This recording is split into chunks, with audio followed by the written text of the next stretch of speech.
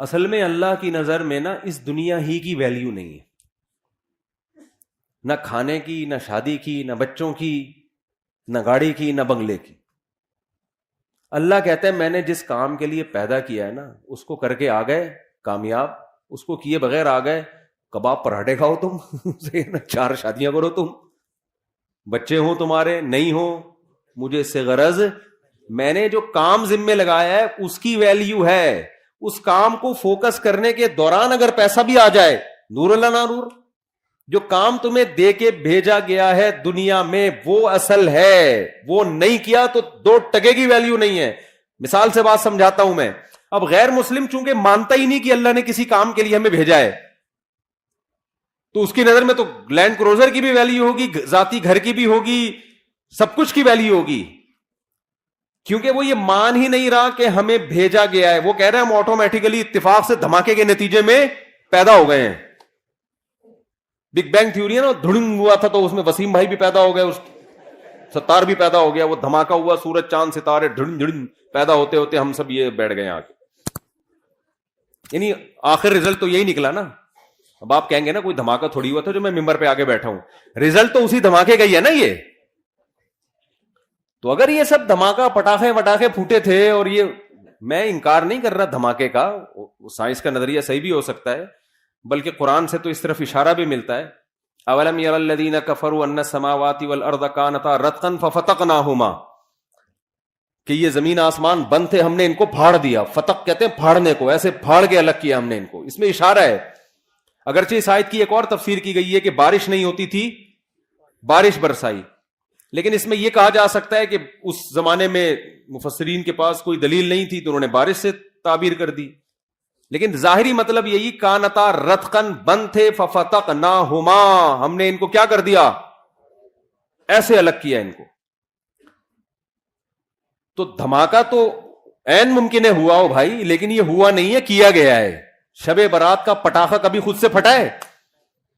بولو نا، آپ کہہ سکتے ہو ایک دن پھٹ گیا تھا خود بخود، وہ خود بخود نہیں پھٹا ہوتا، وہ ہوتا یہ ہے کہ کسی سے غلطی سے بٹن دب جاتا ہے، یا بارود رکھ کے آپ بھول گئے، وہ اتفاق سے ہل گیا، وہ اتفاق نہیں ہوتا، وہ بھی کوئی پیچھے قوت، وہ بارود بنایا گیا ہوتا ہے، اتفاق سے کچھ بھی نہیں ہوتا۔ اتنے بڑے بڑے کام یار ہم سب بن گئے، مرد اور عورت بن گئے، پھر ان کے ملاپ سے بچے پیدا ہو رہے ہیں، بچہ پیدا ہو کے ماں کی چھاتیوں میں دودھ آ رہا ہے، وہ دھماکے کے نتیجے میں دودھ آ رہا ہے ماں کی چھاتیوں میں۔ یار کروڑوں اربوں سال میں بھی ایسا نہیں ہو سکتا۔ بکری کا بچہ پیدا ہوتا ہے، پیدا ہوتے ہی تھنوں کی طرف لپکتا ہے، اس کے دماغ میں یہ سافٹ ویئر آٹومیٹیکلی دھماکے کے نتیجے میں انسٹال ہو گئے۔ بچہ پیدا ہو رہا ہے بکری کا، اسے کچھ نہیں پتا، لیکن اسے یہ پتا ہے مجھے دودھ کہاں ملے گا، یہ میری اماں ہے۔ مرغی انڈے دے کے اس کے اوپر بیٹھتی ہے، 21 دن تک اس کو گھماتی رہتی ہے تاکہ چاروں طرف سے ٹیمپریچر ملے۔ ملحد لوگ بولتے ہیں اس دھماکے کا نتیجہ ہے کہ مرغی انڈوں پہ بیٹھ رہی ہے اور اس کو اپنی چونچ سے گھما رہی ہے۔ ابے یار یہ سافٹ ویئر دماغوں میں انسٹال ہو رہے ہیں یار، پاگلوں والی بات ہے یا نہیں ہے؟ تو غیر مسلم یہ پاگلوں والی بات کرتا ہے، وہ کہتا ہے کہ یہ کائنات خود بخود بنی ہے یا کسی نے بنایا بھی ہے تو ہمارا ہیڈک نہیں ہے، کیوں بنایا، ایویں ہی بنا دیا بس، اس نے، بھگوان نے بنا دی، اللہ نے بنا دی، گاڈ نے بنا دی، ایویں ہی بنا دی، ہمیں کوئی اس نے ہدف دے کے دنیا میں نہیں بھیجا، ویسے ہی آ گئے ہم دنیا میں، بھگوان کو اس سے کوئی غرض نہیں تم کیا کر رہے ہو، تمہیں کس مقصد کے لیے بھیجا گیا۔ تو یہ غیر مسلم کا کانسیپٹ ہے۔ اگر یہ اس کانسیپٹ کو ہم صحیح مان لینا اور میرا یہ نظریہ بن جائے، سب سے پہلے میں بیان چھوڑ کے بھاگوں گا، 1 سیکنڈ ضائع نہ کرو، پیسہ کماؤ بھائی، نوٹ چھاپو۔ نہیں یاری بات سمجھ میں تو بھاگوں گا، ابھی تو مجھے یورپ کا ویزا بھی مل گیا ہے، میں کیا کروں گا یار، یہاں اپنا ملک، اپنا وطن، اپنی مٹی کیا کرنا ہے، مٹی کا گوبر کی تو اسمیل بہرحال آتی ہے،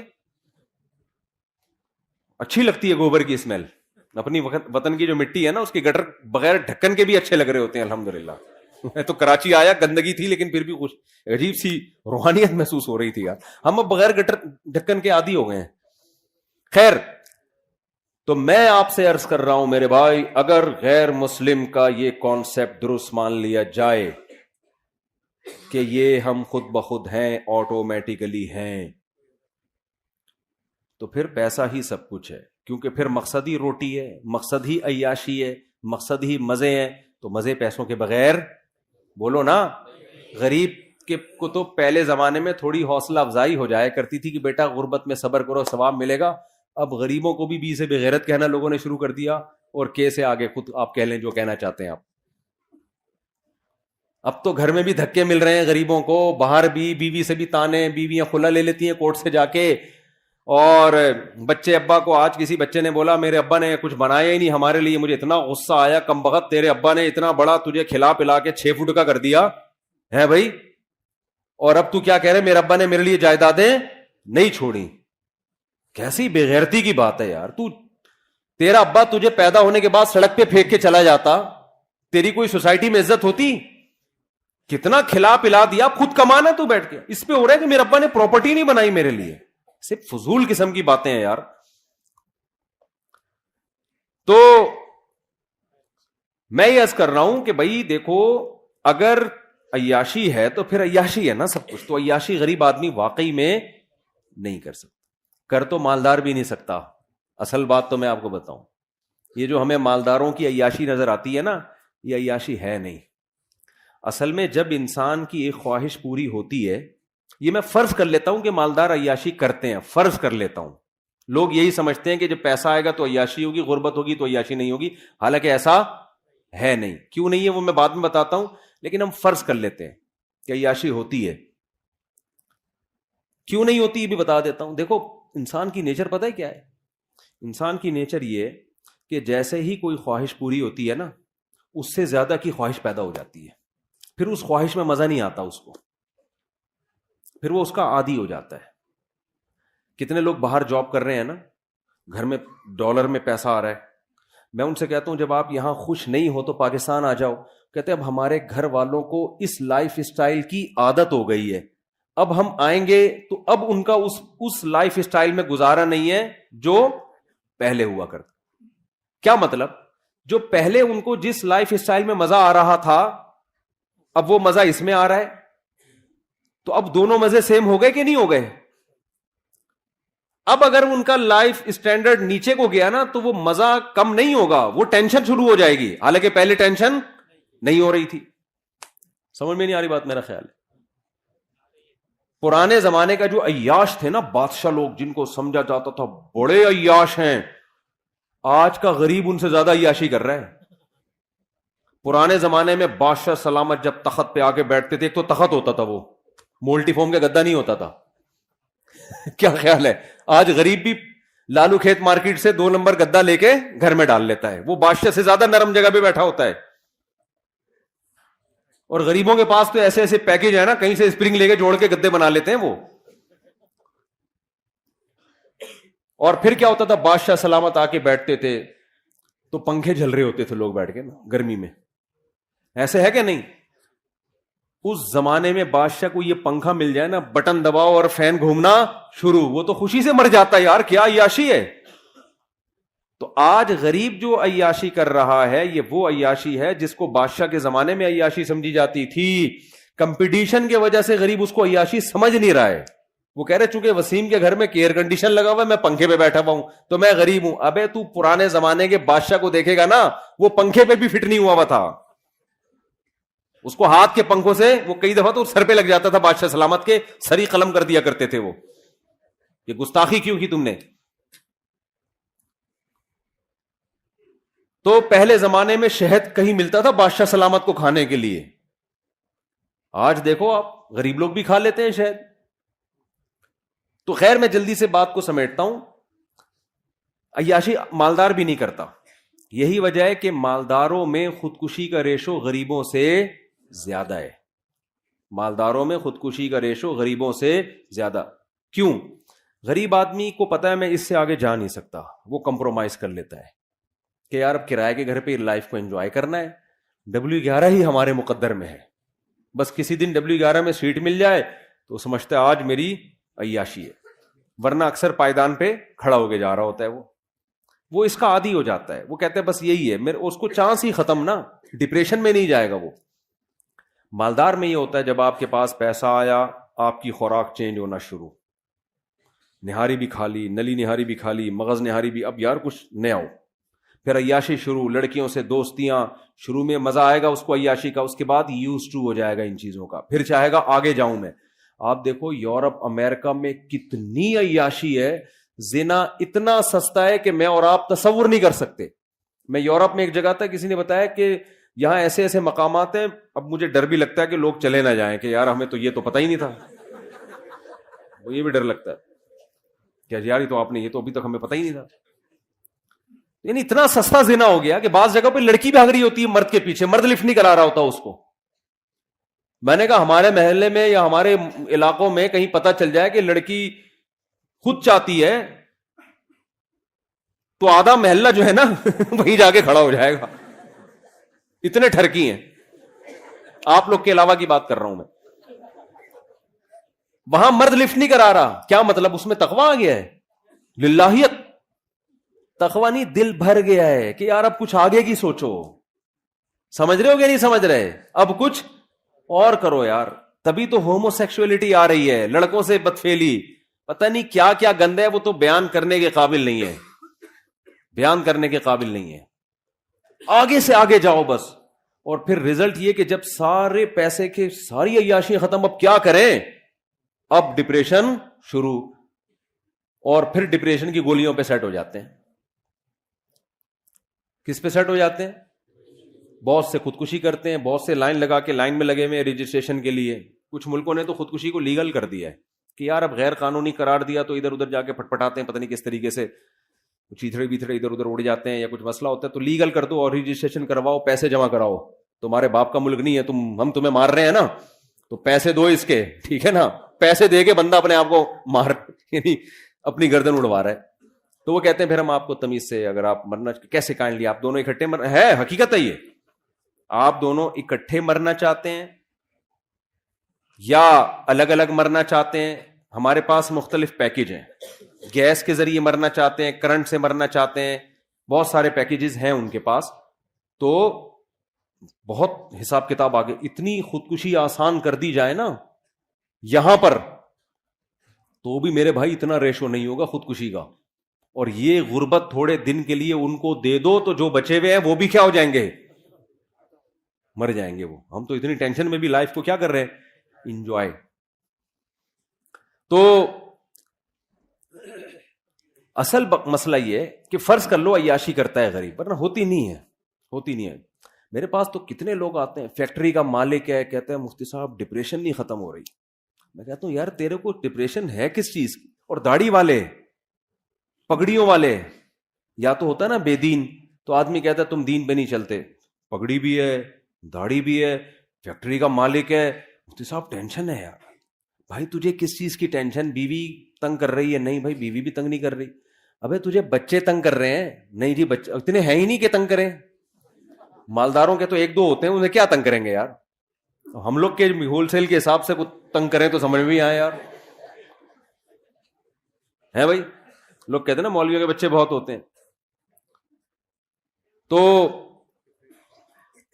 ایک آدھ ہوتے ہیں کہ نہیں جی بچے بھی تنگ نہیں کر رہے, تو مہنگائی سے پریشان ہو, حضرت میری فیکٹری ہے, مجھے مہنگائی پہ میرے پہ کیا اثر پڑا. تو کیوں پریشان ہے, کہہ رہے یہی تو نہیں سمجھ میں آ رہا پریشان کیوں ہوں میں. تو ان سے پتہ ہے کیا کہتا ہوں میں, کہتا ہوں اصل میں آپ نے نا اس فیکٹری سے دل لگا لیا ہے, اس دنیا کو آپ نے کیا کر دیا ہے. آپ دیندار, گیٹ اپ ہے آپ کا دینداروں والا, آپ دیندار ہو نہیں.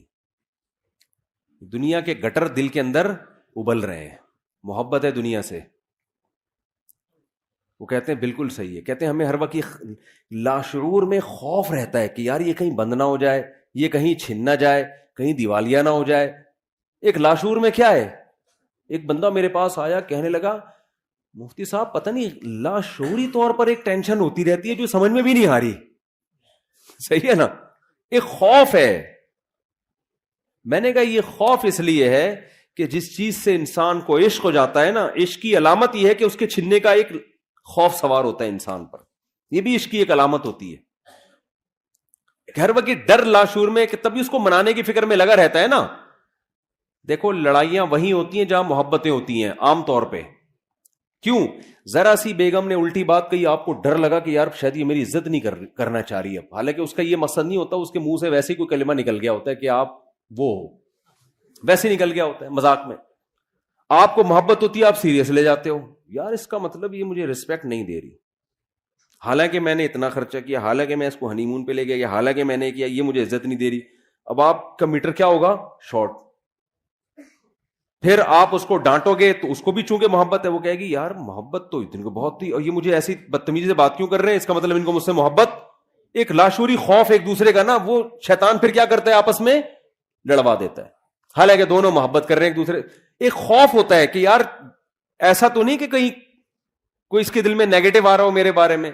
تبھی دیکھو وضاحتی بیان بہت دے رہے ہوتے ہیں آج کل میاں بیوی، جب بھی ایک دوسرے سے کوئی بات کریں تو پھر اس کا مطلب بتا رہے ہوتے ہیں اگلے جملے میں. کوئی بھی جب بات ہوتی ہے نا میاں بیوی، کبھی کوئی الٹی بات کرے تو پھر شوہر ایکسپلین کر رہا ہوتا ہے، پورے ایک ایسے لکھتا ہے اس کے اوپر مضمون لکھتا ہے کہ ایکچولی میں نے جو یہ جملہ کہا اس کا مفہوم یہ تھا، اس کا مطلب یہ تھا، اس کا مطلب میرا یہ مطلب نہیں تھا، وہ کہتی یہ مطلب نہیں تھا. پوری بحث اس پر ہوتی ہے، ڈیبیٹ کے بعد فیصلہ ہوتا ہے کہ ہاں جی آپ کے منہ سے جو جملہ نکلا وہ غلطی سے نکلا تھا اور اس کا وہ مطلب نہیں تھا جو ہماری سمجھ میں آ رہا تھا. یہ ہو رہا ہے. اور پھر جب بیگم کے منہ سے کوئی غلط جملہ نکلا تو پھر وہ جو ایکسپلین کرتی ہے نا، اف ماشاء اللہ اتنی جیل میں، کیونکہ خواتین مرد جتنا ایکسپلین کرتے ہیں خواتین اسے ڈبل ایکسپلین کرتی ہیں. 2 خواتین 20 سال جیل میں رہیں اکٹھی، باتیں کرتی نہیں. جس دن رہائی تھی انہوں نے کہا کچھ باتیں رہ گئی ہیں، دوبارہ ملاقات ہوگی تو انشاءاللہ ہم کریں گے. سمجھ رہے ہیں؟ دوبارہ انشاءاللہ. تو وہ پھر ایکسپلین کرنا شروع کرتی ہیں، وہ لمبی ایکسپلینیشن. میں ایسے جوڑوں سے کہتا ہوں یار مٹی پانا سیکھو، پنجابی میں کہتے ہیں مٹی پاؤ. گھر جبھی چلے گا جب کیا کر دیا جائے، بول دیا. اب نہ کسی سے سوری کروانے کی ضرورت ہے، بھائی منہ سے نکل گیا چلتا ہے یار. جب گھر میں رہتے ہیں تو الٹے جملے بھی نکلتے ہیں، سیدھے جملے بھی نکلتے ہیں. الٹا نکلے تو خود ہی سیدھا کر لیا کرو اس کو کہ ایکچولی ان کا مطلب اصل میں میرے میاں کا یہ مطلب نہیں تھا. بیوی الٹا جملہ نکالے تو آپ خود ہی کہہ لیں کہ ایکچولی اصل میں اس کا مطلب کیا تھا، یہ تھا. تو خوب سمجھ لیں. میں نے ان سے کہا، میں نے فیکٹری کے مالک سے، ایسے بہت کیسز ہیں، میں نے ان سے کہا کہ دیکھو بات اصل میں یہ ہے کہ آپ نے نا اس فیکٹری کو دل دے دیا ہے. ہونا یہ چاہیے، دین کا تقاضا یہ ہے کہ آپ کی نظر میں اس فیکٹری کی ویلیو 2 ٹکے کی بولو نہ. کہتے ہیں یار 2 ٹکے کی اتنے تو سارا کچھ اسی سے، یار آپ ٹکے ٹکے کی باتیں کر رہے ہو یار. ٹھیک ہے نا.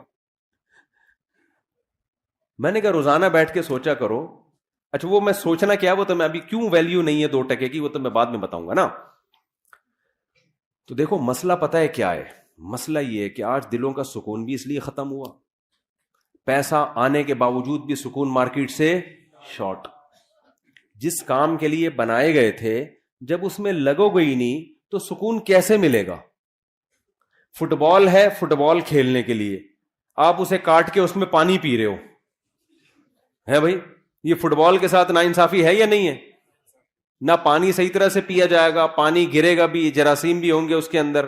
اور گلاس سے آپ فٹ بال کھیلنا شروع کر دو. گلاس جس کا کام تھا پانی ڈال کے پیا کرو، کمپنی نے بنایا اس لیے، آپ نے اس سے کیا کھیلنا شروع کر دیا، فٹ بال. تو دنیا کہے گی نا ابے تیرے پاؤں بھی زخمی ہوں گے اور یہ ٹوٹے گا بھی، تجھے نیا گلاس خریدنا پڑے گا. 20 قسم کے مسائل کھڑے ہو جائیں گے. دنیا میں اصول ہے کہ جس کو جس کام کے لیے بنایا گیا ہو، بنانے والا اگر عقل مند ہے، بنانے والا بے وقوف ہے، بنانا کس کے لیے تھا، بنا کسی اور کام کے لیے دیا، وہ تو پھر الگ بات ہے نا. فٹ بال کمپنی کوئی بے وقوف تھی، اس نے ایسی چیز بنا دی جو فٹ بال کے میں استعمال ہی نہیں ہو سکتی، وہ تو پھر کمپنی کا قصور ہے نا. بنانے والا اگر عقل مند ہو، اس نے کسی چیز کو کسی چیز کے لیے بنایا تو وہ چیز اس کے علاوہ جب کسی اور کام میں استعمال ہوگی تو ڈسٹربنس ہوگی کہ نہیں ہوگی، مسائل کھڑے ہوں گے کہ نہیں ہوں گے کھڑے. بہت بڑے بڑے مسائل کھڑے ہو جائیں گے اس سے. سب سے پہلے تو انسان کی نیچر متاثر ہوگی، آپ کا دماغ متاثر ہوگا. اللہ تعالیٰ نے ہمیں پیدا کیا نا، ہمیں بتا دیا کس سے کتنی محبت کرنی ہے اور کتنی محبت کی تمہیں اجازت نہیں ہے. یہ اللہ نے بتا دیا ہے. اگر اللہ کی گائیڈنس کے بغیر ہم چیزوں سے محبتیں کرنا شروع کر دیں تو جیسے بچہ ماں باپ کی گائیڈنس کے بغیر چیزوں سے محبتیں کرنا شروع کر دے تو برباد ہو جاتا ہے. ماں باپ بتاتے ہیں بیٹا یہ شہد ہے یہ کھانے کی چیز ہے, یہ چاکلیٹ ہے یہ کھانے کی چیز ہے, یہ پراٹھا ہے یہ کھانے کی چیز ہے, یہ سموسا ہے یہ کھانے کی چیز ہے, یہ چرس ہے یہ کھانے کی چیز نہیں ہے, یہ ہیروئن ہے یہ کھانے کی چیز نہیں ہے, یہ زہر ہے یہ کھانے کی چیز نہیں ہے. یہ سکھاتے ہیں کہ نہیں سکھاتے؟ حالانکہ دل تو بچے کا کرتا ہے یار تھوڑا چرس بھی چکھ کے دیکھ لو, کرتا ہے کہ نہیں کرتا؟